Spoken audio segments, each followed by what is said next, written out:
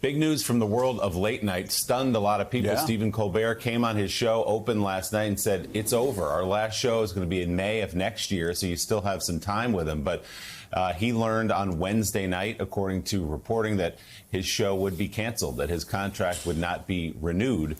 Obviously, the reason given by Paramount was that it just didn't make financial sense to have these shows anymore. But obviously, hanging over all of this is the settlement that Paramount made over the 60 Minutes interview with Kamala Harris last year, and all the pressure, perhaps, from the Trump administration felt by Sherry Redstone, who runs Paramount, as she seeks a FCC-approved merger with Skydance.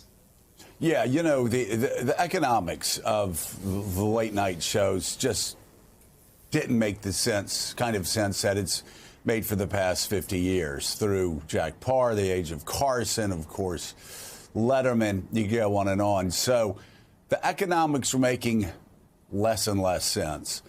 But the timing of this actually is terrible, and it's terrible because you had the settlement with Donald Trump, and then you had Colbert and Jon Stewart criticizing that decision, and then a week later they're saying, "Oh, unfortunately, we don't have the money to continue this." I mean, it's not even like they're trying to hide the main purpose of it. I mean, it's certainly.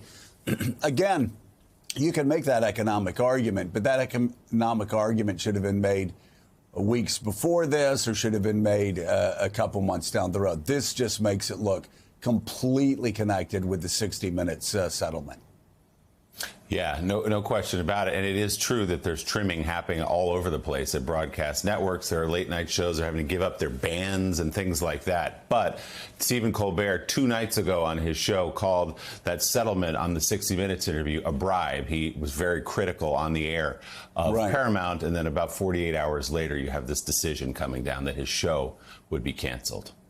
Yeah, I will say also, though, just the media world is changing dramatically. Yeah. And, you know, yesterday, of course, I was working a good part of the day, which everybody knows that's code for trying to find what dogs we bet on when we do our off-track betting. Right. That's work. Hey, that's work. Pilgrimage. Yeah, that is hard work. When we do our Saturday off-track betting pilgrimage. It's still in Times Square, right?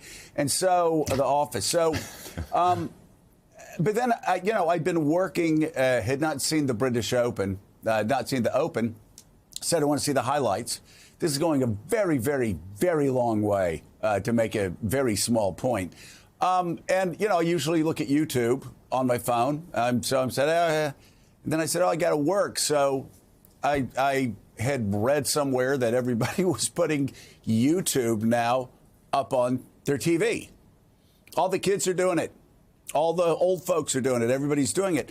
I said, well, I can keep doing work. I can look at the dogs and also see the Open. So I did that, put it on the screen, and I just sat there working for 20 minutes, watching YouTube clips of, 10 hours of golf, sort of, crushed down to about 15, 20 minutes.